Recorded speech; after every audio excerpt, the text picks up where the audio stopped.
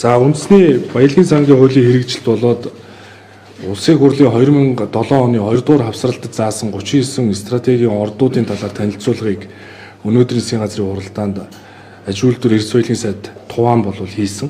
За миний хувьд үндэсний баялагын сангийн хуулийн хэрэгжүүлэх ажлын хэсгийн ахлагчийн хуваар стратегийн энэ ордууд дээр одоо ээлж дараатаагаар санхүүгийн болон хуулийн шинжилгээ одоо due diligence гэж нэрлэдэг шинжилгээнүүд хийж. За энэ хүрээндээ олон нийтийн анхаарлыг татсан төвөрг нуурын орд газар дээр бол бид одоо санхүүгийн болон хуулийн одоо шинжилгээнүүдийг хийлээ. За өнгөрсөн 7 хоногт бас та бүхэн мэдж байгаа төвөрг нуурын орд нь Монгол Улсын ерөнхийлөгчөөр ажиллаж ирсэн Улсын их хурлын гишүүн Алтмаагийн Баттулгатай хамааралтай талаар мэдээлсэн. За энэ үндэстэн дамнуулсан олон схем үүсгэсэн энэ хутгсан асуудлаа шийдэх 7 хоногийн хугацааг тухайн үед бол олгож ирсэн. Өнөөдөр 7 хоногийн хугацаа дуусч байна. Энэ хугацаанд Улсын их хурлын гишүүн Алтмаагийн Баттулгаас ямар нэгэн одоо надад бичиг ирээгүй. Ямар нэгэн одоо үйлдэл хийгээгүй. Засгийн газарт ямар нэгэн мэдээллийг бол огт ирүүлээгүй. За өчигдөр бол хэвлэл мэдээлэлд бол ярилцлага өгсөн гэсэн мэдээлэлтэй байна. Төвөрг нуурын ордын талаар бол тодорхой хариу энэ одоо ярилцлаганд орох үеэр бол огт хэлээгүй гэж би ойлгож байна. Хамааралтай хэсэг талаараа. За хэвлэл мэдээлэлээс авсан мэдээллээр бол намайг төвөрг нуурын ордыг минийх гэж нотолж чадах юм бол 100% аваараа гэдэг ийм үгийг одоо Улсын их хурлын гишүүн Алтмаагийн Баттулгатай хэлсэн байна. Тэгээ би бас өнөөдөр хариуцлагатайгаар хэлье. Та хэлсэн үгэндээ эзэн байгаарай. Та нотол гэсэн би нотолж байна. Надад нэгдүгээрт хөдөлшгүй нотлох баримтууд байна. Хоёрт албан ёсны баталгаатай их сурвалжууд байна. Гуравдугаарт санхүүгийн болон хуулийн мэргэжилтэнгүүдийн дүн шинжилгээ байна. Баримт өөрөө ярьдаг гэдэг үг бий. За энэ материал донд 2006 онд Улсын их хурлын гишүүн Алтмаагийн Баттулга 90%-ийг нь Ядам сүрийн банкын Батсүх гэдэг иргэн 10%-ийг эзэмшиж байсан анх хамтран үүсгэн байгуулсан Camex хязгаарлагдмал хариуцлагатай компани Төвөрг нуурын энержи компанийг 100% эзэмшдэг болохыг нотолсон баримт энд байна. За үүний дараа Алтмаагийн Баттулга өөрийн охин Баттулгын намун төрсөн эгч Алтмаагийн Цэнд баяр нарт хувьцаагаа шилжүүлэн компаниас компани дамнасан офшороос офшорт үргэлжилсэн хэлхээ холбоо бүхий үндэстэн дамнасан компаниудаар дамжуулан 250 сая Америк доллараар зарсныг Хонконгийн хөрөнгийн биржид бүртгэлтэй тэг 402 хувьцааны код бүхий Minhong Water Works Holding Limited компани Хонконгийн бирж дээр байгаа 507 нүүр баримт мэдээлэл одоо яг энэ хайрцагт байна. 507 нүүр баримт. Энэ нь компанийг худалдаа авах за very substantial acquisition гэж нэрлэдэг албан ёсны мэдээлэл. Бөгөөд яг энэ албан ёсны 507 нүүр Хонконгийн бирж дээр байгаа материал дотор энэ хилцлийн нөхцөл үнэлгээ, төлбөрийн бүтцүүд, хувьцаа, өрийн бичиг, хөрвөх цаас, эзэмшигчдийн бүтцийн өөрчлөлт, төвөрг нуурын ордын нөөцийн тооцоо, техник эдийн засгийн үндэслэл зэрэг мэдээллийг наривчлан агуулсан нотлох баримт гэж одоо хэлж болно. За мөн энэ материал дотор энэ 507 нүүр баримт дотор Сингапурт бүртгэлтэй Camex Pte Ltd гэдэг охин компани. Энэ компани нь дэрэгдэх охин компани буюу Grand Title Limited компани 2009 оны 4-р сард Монгол Улсын зам тээвэр барилга хот байгуулалтын яамтай Монгол Улсад уул уурхайн лицензийг олгож оронд нь дэд бүтц барих, орон сууцжуулах талаар байгуулсан санамж бичгийг мөн энэ 507 нүүр баримт дотроос харж байна.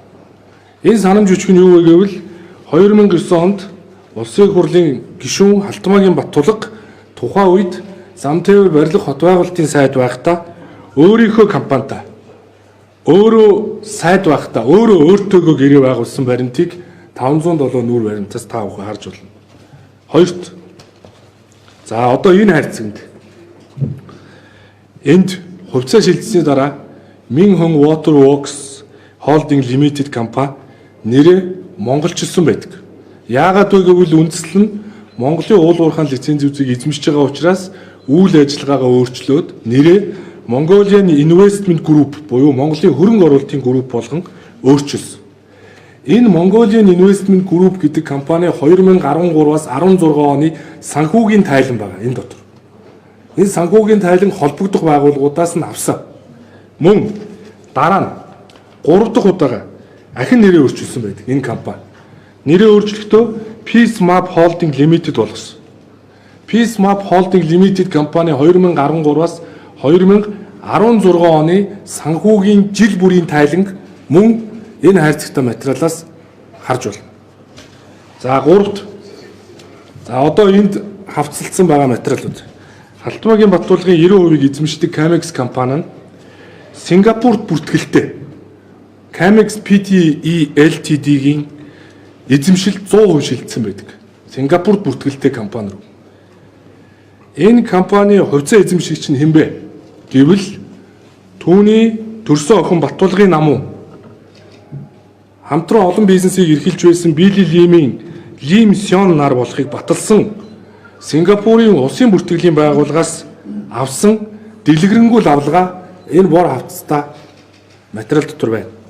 4-т 2010 онд 250 сая Америк доллараар зарагдсан компани хувьцааг Монгол улсад бүртгэлтэй компанид 6 жилийн дараа 2016 онд огт үн төлбөргүйгээр шилжүүлсэн болохыг хэрэг эрхлэхийн сайдын хувьар Монгол улсын бүртгэлийн байгууллагаас албан журмаар авсан. Үүнийг хувьцаа шилжүүлэх гэрээн дээр 250 сая доллар зарагдсан компани Монголд ирэхдээ Монгол иргэний нэр дээр үн төлбөргүйгээр шилжсэн хувьцаа шилжүүлэх гэрээ энэ материал дотор байна. Гэхдээ энэ материал дотор 507 хуудастай Хонконгийн биржтэй бүртгэлтэй материал дотор энэ компани шилжиж ирэхдээ 200 мянган доллараар зарагдсан гэдэг үг байдаг. Гэтэл Монголд иргэд гэрээ байгууллагатаа үн төлбөргүйгээр шилжсэн гэдэг улсын бүртгэлийн лавлага хувийн архивыг би албан журмаар авсан. Энэ материалуудыг бас үүнд хавсаргасан гэдгийг хэлье. Энэ бүхнийг үндэслэн би бас нэг зүйлийг онцлог хэлмээр. Монгол улсад авилгад автагдаагүй мэдлэг боловсролтой шинэ үеийн шилдэг санхүүчнэр, хуульчид, шинжээчид ажилдаг юм шүү гэдгийг би хариуцлагатаар хэлье. Ямар ч үндэстэн замсан схем бай. Үргэлжилсэн хэлхээ холбоо бүхий офшороос офшорт нуун далдсан схем байлаа гэд олж илрүүлж бас чаддаг юм шүү гэдгийг энэ баримтууд нотлон харуулж байна. Энэ бүх баримт нотлогоонд үндэслээд засгийн газрын өнөөдрийн хуралдаанаар Төгөрөг нуурын ордод 4 тусгай зөвшөөрлийг эзэмшигч Төгөрөг нуурын энержи компани хувьцаа эзэмшигч Camex хязгаарлагдмал хариуцлагатай компани нь 1-дүгээрт татвар төлөхөө зайлсхийсэн. 2-дүгээрт мөнгө угаас, 3-дүгээрт залилсан. 4-дүгээрт авилга ашиг сонирхлын зөрчил үүсгэх болон бусад гэмт хэрэг зөрчил үйлдсэн байж болзошгүй асуудлыг шалгуулахаар Монгол Улсын ерөнхий прокурор авилгатай тэмцэх газар эдгээр материалуудыг засгийн газрын тэмдэглэлд өгсөн үүргийнхаа дагуу засгийн газрын хэрэг эрхлэх газрын даргын хувьар хөргүүлж байна. Энэ талаар мөн мэдээлэл солилцох, эрх зүйн тусалцаа харилцан үзүүлэх чиглэлээр Британийн Виржиний арлууд болон Кайманы арлууд, Бүгд найрамдах Хятад ард улсын засаг захиргааны онцгой бүс Хонконг, Бүгд найрамдах Сингапур улс зэрэг улсын хууль хяналтын байгууллагатай хамтран ажиллаж шаардлагатай нэмэлт материал нотлох баримтуудыг авахыг хууль зүйн дотоод иргэн сайд алтан гэрэлд даалгаж байна. Мөн Төгөрөг нуурын ордыг стратегийн ордод авах ажлыг санхүүгийн болон хуулийн шинжилгээний багийн тусламжтайгаар энэхүү дүгнэлтүүдэд үндэслээд стратегийн ордод хамааруулж баялагын санд авахыг аж үйлдвэр эрдэс соёлын сайд туваанд даалгасан. Засгийн газрын одоо өнөөдрийн шийдвэр бол ингэж гарсан гэдгийг хэлье.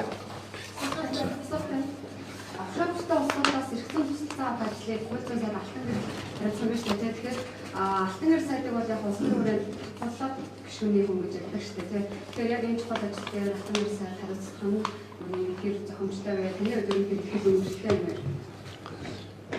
За засгийн газрын бүс бүрэлдэхүүний хуулиар хууль зүйн дотоод хэргийн сайдын эрхлэх асуудал. Тэгэхээр алтан гэрэл сайдад би найдаж байгаа, бас харж байгаа. Засгийн газрын хэвлэлийн урд дээр энэ асуудлыг хүндж гаргаж байгаа гэж ойлгож байна. Тэгэхээр яг энэ төгнөрийн асуудал дээр засгийн газар нэг бодлогоор нэг бодлоготой нэг цонхоор харж ийн гэж ойлгож байна. Стратегийн 39 орд. За стратегийн орд цооцогдсон 16 орд. Дахиад стратегийн нөөцт хамааруулж болох 50 орчим орд бий. 2024 онд батлагдсан үндэсний баялагын сангийн хуулийн дагуу 34-өөс 50 хүртэлх хувийг нь баялагын сан иргэдийн хадгаламжинд хуваарлах ёстой. Энэ үүргийнхээ өөрийн засгийн газар баялагын сангийн хуулийг хэрэгжүүлж байгаа. Баялагын сангийн хуулийг хэрэгжүүлж байгаа. Тэгэхээр өнөөдрийн шийдвэр бол энэ олон ордуудын зөвхөн төгрөг нуурын ордын асуудал. 39 ордыг нээлттэй танилцуулсан. Ингээд цаашаа бид нэр одоо санхүүгийн хуулийн шинжээч нарын тусламжтайгаар ордуудыг тухайлан авч хэрэгжүүлэх арга хэмжээнүүдийг авахгүй бол сүүлдээ бид нар ард түмэнд өөрөө авчирч мэдхээр байна. Нэг өсөндөө бол ингээд олон улсад энэ үндэстэн дамнуулаад олон хэлхийн холбоо бүхий компаниар дамжуулаад мөнгө төгрөг босгоод олон улсад арилж алдсан татвараас нуун дарагдуулсан ийм үйлдэлүүд хэрвээ тогтоогдоод байвал Монголд авчирлаа гэд үүний цаана ард түмнийг өрөнд оруулна. Монголын төр засгийг өрөнд оруулах ийм эрсдэл учирна.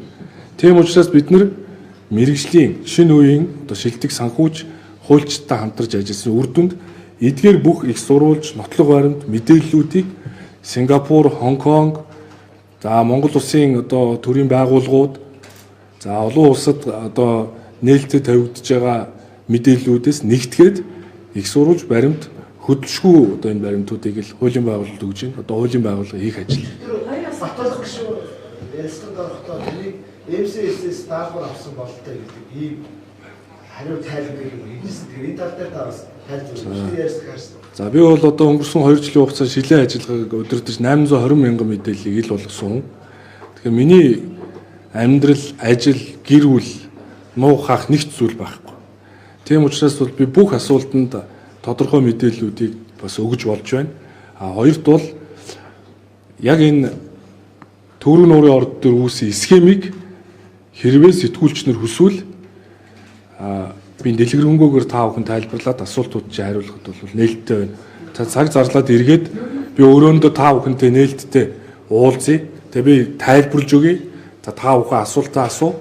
Ингээд тэрнээс биш өнөөдөр бас засгийн газрын хуралдааны энэ дэр учраас бас илүү дэлгэрэнгүй ярих зөвхөмж өгөх.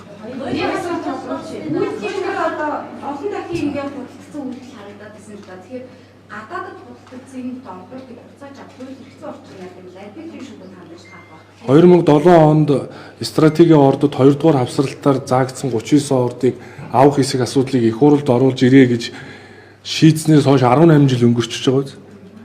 Энэ 17-8 жилийн хугацаанд юу болсон баг? Энэ стратегийн ордуудыг аваад хэдэн одоо улс орон дамжуулаад, үндэстэн дамнуулаад олон компаниудын хэлхээ холбоо үүсгээд нэрээ өөрчлөөд татвараас нуугдаад офшор бүсээр дамжуулаад зарцсан байна шүү дээ. Энэ нэг үйлдэл гэхэд. Гэтэл ийм үйлдэл хийхийн тулд 18 жил энэ асуудал их хурл руу орж ирээгүй байсан нүггүй гэдэг асуултыг асуух хэрэгтэй. Тийм учраас бол бид нэр бүх орд бүхэн дээр ийм санхүүгийн хуулийн шинжилгээ хийж илүү шинжилх ухаанчаар ухаалаг хандах ёстой. Тэрээс биш зүгээр нэг тогтоол оруулаад шийдэх юм бол иргэдийгээ төр засгийн хүнд байдалд оруулах. Эрсдэл учрлаа гэдэг би бол энэ нотлохыг бас хангалттай харлаа. Мэдээлэлээс ихтэй асуудлыг таас харсан. Тэгэхээр энэ дээр бас яг нэг байрсуулж байгаа. Ер нь энэ төгрөг нуурын ордтой холбоотой дарамт хэлсэн төгрөг нуурын орд дээр ер нь стратегийн ордтой холбоотой ажлын хэсгийг таах гэж байгаа юм. Хизээ ажлын хэсэг ялангуяа эцсийн байдлаар юм бэ. За нэгээс суглаад төсвийн шинжилгээтэй ингээд явуулах юм эсвэл яг энэ 39 ордтой нөгөө бас нийтдээ нэг гаргах гэсэн. Үндэсний баялагын сангийн хуулийг хэрэгжүүлэх ажлын хэсгийн дэд дахлагч бол ажилтнууд эрсвэлгийн сайд Туван сайд өнөөдөр 39 стратегийн ордыг нэгдсэн байдлаар танилцуулсан. Нэгдсэн байдлаар. Түүнээс тухайлан төгрөг нуур дээр санхүүгийн шинжилгээ хийлгэснээр танилцуулаа холбогдох арга хэмжээнүүдийг авч байгаатай адилхан одоо өнөөдрийн Туван сайд өгсөн үүрэгч гэсэн энэ стратегийн ордод хамааруулах тогтоолыг их хурл бариа гэсэн. 16 стратегийн ордоос хил хязгаар нь тогтоогдоогүй 8 орд байсан. Өнөөдөр хил хязгаарыг тогтоолно шүү дээ өнөөдөр. Тэгээ ингээд шийдвэрүүд хурдцтайгаар гарч ийн. Хурдцтайгаар. А өчигдөр тэр авиргатай тэмцэх газрын гадаа мэдээлэл хийсэн үнийг бол би бол хэвлэл мэдээллийн хэрэгслэр бол харсан. 2006 онд тэр Camex компани Төгрөг нуурын энержи гэдэг компанийг авахд энэ баримтан доторч байна лээ. Тэр 20% бол тэр иргэн Дүгүржоо гэдэг хүний нэр дээр байсан. Тэгээ яаж шилжсэн эсэх тэр процессын асуудлыг би бас сайн дэлгэрэнгүй мэдэхгүй байна. А тэгэхээр тэр өчигдрийн авиргатай тэмцэх газрын гадаа хийж байгаа эмэгтэй мэдээлэл дээр бол бид бас санаад зовнох ёстой. Тийм учраас би хуулийн хэлтийн байгууллагаас өглөө холбогдож энэ үнийг одоо гэрчийн хамгаалтанд авах асуудлыг дээр анхаарлаа хандуулаач ээ. Энэ одоо бас анхаарал хандуулах ёстой шүү гэдэг би байр суурийг бол илэрхийлсэн. Хуулийн хэлтийн байгууллага бол процесс ажиллагаа явж байгаа гэдэг ийм мэдээлэл өгсөн. Графимэнээс хоёр асуулт байна. Нөгөө 44-тэй холбоотойгоор төр ер нь өмнөх хугацааны 44 нордох ашгаа хэмжлэх юм уу нэгдүгээр асуудал. Хоёрдугаар нь болохоор энэ хүртэл гаргасан зардал дээр нь ялангуяа хувийн хөвшил дээр гарсан зардал дээр нь төр тэр зардлыг нь одоо хуваалцах юм уу? Асуудал яригдах гэсэн байна. Яг зөв үндэсний баялагын сангийн хууль ашигт малтмуулын хуулинд бол нөгөө улсын төсвөөр нөөцийг нь тогтоосон бол 50 хүртэлх хувийг гэж байна. Хувийн хвшил өөрөө хэлсэн бол 34 хүртэлх хувийг гэж байна. Байгалийн баялагын хин нэгэн бүтээгээгүй учраас. Жишээ нь Төгрөг нуурын орд дээр гэхэд бол энэ чинь нэг 83 оноос хойш улсын төсвөөр хайгуулыг нь хийгээд нөөцийн тогтоосон юм бил. Та мэдээж үүнээс цааш бол одоо наривчсан үнэлгээ юмнууд хийгдсэн байгааг үүсэхгүй. Гэхдээ энэ тохиолдолд бол ер нь социализмын үед л энэ ордуудыг л нөөцийг нь тогтоосон байж шүү дээ. Тэгэхээр энэ дээр бол хэлцээр хийгээд ингээд урагшлах ёстой. Тэгэхээр ер нь бол орд болгон дээр кейс нь бол бүгдээ өөр юм байна. Яг энэ Төгрөг нуурын орд дээр гэхтэл ер нь яаж шинжилгээ хийх юм, яаж одоо асуудал тандах юм бэ? Яг энэ схем ер нь яаж явдаг юм бэ гэдэг талаар бол би засгийн газрын хуралдаан дээр илгээсэн энэ материал танилцуулгыг бол би сэтгүүлч нарт өрөөнд орж байгаа ч хамаагүй нээлттэйгээр би яаж энэ үүссэн бэ гэдгийг яриад эргээд цагийг зарлаа гэдэг үү.